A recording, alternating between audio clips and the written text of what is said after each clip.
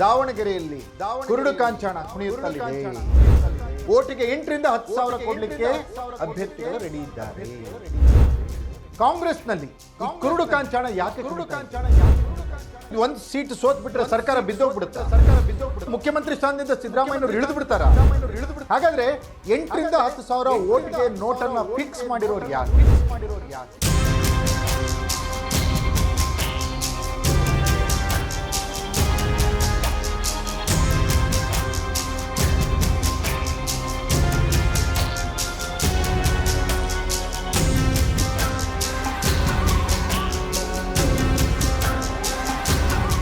Ladies and gentleman, ದಾವಣಗೆರೆಯಲ್ಲಿ ಕುರುಡು ಕಾಂಚಾಣ ಕುಣಿಯುತ್ತಲಿದೆ.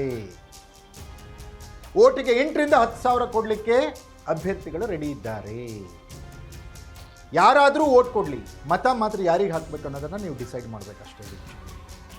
ಹಾಗಾದರೆ ಕಾಂಗ್ರೆಸ್ನಲ್ಲಿ ಈ ಕುರುಡು ಕಾಂಚಾಣ ಯಾಕೆ ಕುಣಿತಾ ಇದೆ? ಏನಾದರೂ ಇದು ಒಂದು ಸೀಟ್ ಸೋತ್ ಬಿಟ್ರೆ ಸರ್ಕಾರ ಬಿದ್ದೋಗ್ಬಿಡುತ್ತಾ? ಅಥವಾ ಮುಖ್ಯಮಂತ್ರಿ ಸ್ಥಾನದಿಂದ ಸಿದ್ದರಾಮಯ್ಯನವರು ಇಳಿದು ಬಿಡ್ತಾರಾ? ಈ ಥರದ್ದೇನೂ ವಾತಾವರಣ ಇಲ್ಲ. ಆದರೆ ಪ್ರತಿಷ್ಠೆ, ರಾಜಕಾರಣಿಗಳು ಗೆಲ್ಲಲೇಬೇಕು ಅಂತ ಹಠಕ್ಕೆ ಬಿದ್ದಾಗ ಆಗುವಂತಹ ಪ್ರಚೋದನೆಗಳು, ಆಗುವಂತಹ ಅನಾಹುತಗಳಿವು. ಹಾಗಾದರೆ 8 ರಿಂದ 10 ಸಾವಿರ ಓಟ್ಗೆ ನೋಟನ್ನು ಫಿಕ್ಸ್ ಮಾಡಿರೋರು ಯಾರು? ಈ ಕುರಿತ ಎಕ್ಸ್ಪೋಸ್ಡ್ ಸ್ಟೋರಿ ನೆಲ ಜಲ ಭಾಷೆಗಾಗಿ ಪ್ರಾಮಾಣಿಕ ಪತ್ರಿಕೋದ್ಯಮ. ನಾನು ಹೇಮಾನ್. ಕುರುಡು ಕಾಂಚಾಣ ಕುಣಿಯುತ್ತಲಿತ್ತು, ಕಾಲಿಗೆ ಬಿದ್ದವರ ತುಳಿಯುತ್ತಲಿತ್ತು. ಕುರುಡು ಕಾಂಚಾಣ, ಕುರುಡು ಕಾಂಚಾಣ, ಕುರುಡು ಕಾಂಚಾಣ, ಕುರುಡು ಕಾಂಚಾಣ.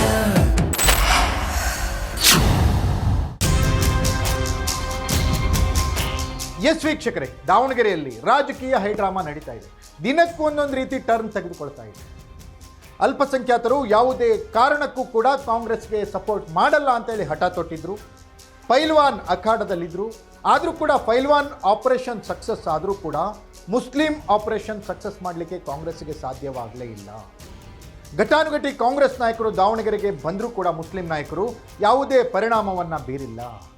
ಮುಖ್ಯಮಂತ್ರಿ ಸಿದ್ದರಾಮಯ್ಯ ಆದಿಯಾಗಿ DK ಶಿವಕುಮಾರ್ ದಾವಣಗೆರೆಯಲ್ಲಿ ಠಿಕಾಣಿ ಹೂಡಿದ್ರು ಕೂಡ ಜನರನ್ನು ತಮ್ಮತ್ತ ಸೆಳೆಯಲಿಕ್ಕೆ ಸಾಧ್ಯವಾಗ್ತಾನೇ ಇಲ್ಲ. ಹಾಗಾಗಿ ಫೈನಲಿ ಎಂಬಂತೆ ಈಗ ಓಟಿಗಾಗಿ ನೋಟು, ಇವರು ಓಟ್ ಚೋರಿ ಅಂತ ಏನು ಹೋಗ್ತಿದ್ರಲ್ಲ ಯಾರು, ರಾಹುಲ್ ಗಾಂಧಿಯವರು, ಓಟ್ ಚೋರಿ ಅಲ್ಲ ಇದು, ಓಟ್ ಖರೀದಿ ಅಂತ ಈ ನಾಯಕರು ಹೋಗ್ತಾ ಇದ್ದಾರೆ. ಅದನ್ನು ಕಾಂಗ್ರೆಸ್ ನಾಯಕರು ಮಾಡ್ತಾ ಇದ್ದಾರಾ, BJP ನಾಯಕರು ಮಾಡ್ತಾ ಇದ್ದಾರಾ, ಅಥವಾ ಯಾರು ಮಾಡ್ತಾ ಇದ್ದಾರೆ? ಕುರುಡು ಕಾಂಚಾಣ ಕುಣಿಯುತ್ತಲಿತ್ತು, ಕಾಲಿಗೆ ಬಿದ್ದವರ ತುಳಿಯುತ್ತಲಿತ್ತು. ಕುರುಡು ಕಾಂಚಾಣ, ಕುರುಡು ಕಾಂಚಾಣ, ಕುರುಡು ಕಾಂಚಾಣ, ಕುರುಡು ಕಾಂಚಾಣ. ಎಸ್ ವೀಕ್ಷಕರೇ, ದಾವಣಗೆರೆಯಲ್ಲಿ ಓಟಿಗೆ 8 ರಿಂದ 10 ಸಾವಿರ ಫಿಕ್ಸ್ ಮಾಡಿದ್ದಾರೆ ಅನ್ನುವಂತಹ ಮಾಹಿತಿಗಳು ಸಿಗ್ತಾ ಇದ್ದಾವೆ. ಇದ್ರ ಬಗ್ಗೆ ಖಚಿತತೆ ಇಲ್ಲ, ಸತ್ಯಾಸತ್ಯತೆ ತಿಳಿದಿಲ್ಲ. ಆದರೆ ಮಾತುಗಳ ಪ್ರಕಾರ 8 ರಿಂದ 10 ಸಾವಿರ ಒಂದು ಓಟಿಗೆ ಫಿಕ್ಸ್ ಆಗಿದೆ. ಓಟ್ ತಗೊಂಡವರು ದೇವರ ಫೋಟೋ ಮುಟ್ಟಿ ಪ್ರಮಾಣ ಮಾಡಬೇಕಂತೆ, ನಿಮಗೆ ಓಟ್ ಹಾಕ್ತೀವಿ ಅಂತ, ದುಡ್ಡು ತಗೊಂಡವರು. ಇಂತಹ ಒಂದು ವಾತಾವರಣದಲ್ಲಿ ದಾವಣಗೆರೆ ಈಗ ಎಲೆಕ್ಷನ್ಗೆ ರೆಡಿ ಆಗ್ತಾ ಇದೆ. SS ಮಲ್ಲಿಕಾರ್ಜುನ್ ಪ್ರಭಾವಿ ಮಂತ್ರಿ, ಗಣಿ ಮತ್ತು ಭೂ ವಿಜ್ಞಾನ ಇಲಾಖೆ ಇದೆ ಅವರ ಹತ್ರ. ಪ್ರಭಾ ಮಲ್ಲಿಕಾರ್ಜುನ್ MP. ಶಾಮನೂರು ಶಿವಶಂಕರಪ್ಪ ಖಜಾಂಚಿ ಆಗಿದ್ದಂಥವರು, KPCCಗೆ 15 ವರ್ಷಗಳ ಸುದೀರ್ಘ ಅವಧಿಗೆ. ಅಂಥವರ ವಂಶದ ಕುಡಿ ಸಮರ್ಥನ ಗೆಲ್ಲಿಸ್ಲಿಕ್ಕೀಗ ಹಲವು ರೀತಿಯ ತಂತ್ರ, ಪ್ರತಿತಂತ್ರ, ಕುತಂತ್ರಗಳು ದಾವಣಗೆರೆಯಲ್ಲಿ ನಡೀತಾ ಇದ್ದಾವೆ. ಈ ವಿಚಾರಗಳನ್ನು ಚುನಾವಣಾ ಆಯೋಗ ಯಾವ ರೀತಿ ಹ್ಯಾಂಡಲ್ ಮಾಡುತ್ತೆ? ಕಾಂಗ್ರೆಸ್ ಮಾತ್ರ ಅಲ್ಲ, BJP ಕೂಡ ಇಲ್ಲಿ ಗೆಲುವಿಗಾಗಿ ಶತಪ್ರಯತ್ನ ಮಾಡ್ತಾ ಇದೆ. BY ವಿಜೇಂದ್ರ ಕ್ಷೇತ್ರದಲ್ಲಿ ಟೆಂಟ್ ಹಾಕಿದ್ದಾರೆ. ಯಡಿಯೂರಪ್ಪನವರು ದಾವಣಗೆರೆ ಬಗ್ಗೆ ಕಾನ್ಸಂಟ್ರೇಟ್ ಮಾಡಿದ್ದಾರೆ. ಆದರೆ ಯಡಿಯೂರಪ್ಪನವರ ಫ್ಯಾಮಿಲಿಗೂ ಶಾಮನೂರು ಶಿವಶಂಕರಪ್ಪನವರ ಫ್ಯಾಮಿಲಿಗೂ ಇರುವಂಥ ಅನ್ಯೋನ್ಯತೆ, ಅನನ್ಯಭಾವ ಸಂಬಂಧ ಕಾಂಗ್ರೆಸ್ಗೆ ಪ್ಲಸ್ ಪಾಯಿಂಟ್ ಆಗಲಿದೆ ಅನ್ನುವ ಮಾತುಗಳಿವೆ. ಆದರೆ ಲಿಂಗಾಯತ್ ಸ್ವಾಮೀಜಿಗಳು ಕಾಂಗ್ರೆಸ್ ಕ್ಯಾಂಡಿಡೇಟ್ನ ಸೋಲಿಸಬೇಕಂತ ಓಡಾಡ್ತಾ ಇದ್ದಾರೆ.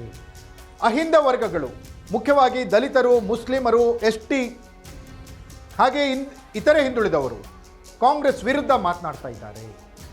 ಹಾಗಾಗಿ ಫೈನಲಿ ಕಾಂಗ್ರೆಸ್ಸಿಗೆ ಏನಂದರೆ 8ರಿಂದ 10 ಸಾವಿರವಾದರೂ ಸರಿ ಗೆಲ್ಲಲೇಬೇಕು ಅಂತ ಹಠಕ್ಕೆ ಬಿದ್ದಿದೆ ಅನ್ನೋದು ದಾವಣಗೆರೆಯ ಜನರಿಂದ ಬರ್ತಾ ಇರುವಂತಹ ಮಾಹಿತಿ. ಕುರುಡು ಕಾಂಚಾಣ ಕುಣಿಯುತ್ತಲಿತ್ತು, ಕಾಲಿಗೆ ಬಿದ್ದವರ ತುಳಿಯುತ್ತಲಿತ್ತು.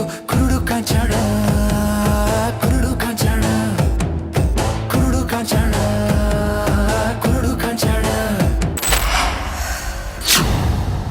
ಎಸ್ ವೀಕ್ಷಕರೇ, 8ರಿಂದ 10 ಸಾವಿರ ಕೊಟ್ಟು ಚುನಾವಣೆಗೆ ಒಂದು ಮತಕ್ಕೆ ಗೆದ್ದು ಬರ್ತಾರೆ ಅಂದರೆ ಅವ್ರು ಸುಮ್ಮನೆ ಏನಾದರೂ ಗೆದ್ದು ಬರ್ತಾರಾ?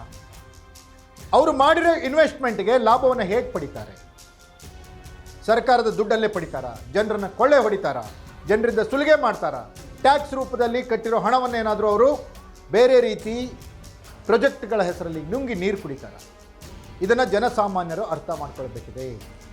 ಇಲ್ಲಿ ಜಾತಿ, ಧರ್ಮ, ಹಣ ಅನ್ನೋದನ್ನು ಬಿಟ್ಟು ಸೂಕ್ತ ಅಭ್ಯರ್ಥಿಗೆ ಮತ ನೀಡುವ ಜವಾಬ್ದಾರಿ ನಮ್ಮದಾಗಿದೆ. ಹಾಗಾದರೆ ದಾವಣಗೆರೆಯಲ್ಲಿ ಯಾವ ರೀತಿ ರಿಸಲ್ಟ್ ಬರುತ್ತೆ ಕಾದು ನೋಡಬೇಕಿದೆ. ಇದಾಗಿತ್ತು ಎಕ್ಸ್ಪೋಸ್ಡ್ ಸ್ಟೋರಿ. ನೆಲ ಜಲ ಭಾಷೆಗಾಗಿ ನೋಡ್ತಾ ಇರಿ ಫೋಕಸ್ ಟಿವಿ. ಕುರುಡು ಕಾಂಚಾಣ ಕುಣಿಯುತ್ತಲಿತ್ತು, ಕಾಲಿಗೆ ಬಿದ್ದವರ ತುಳಿಯುತ್ತಲಿತ್ತು. ಕುರುಡು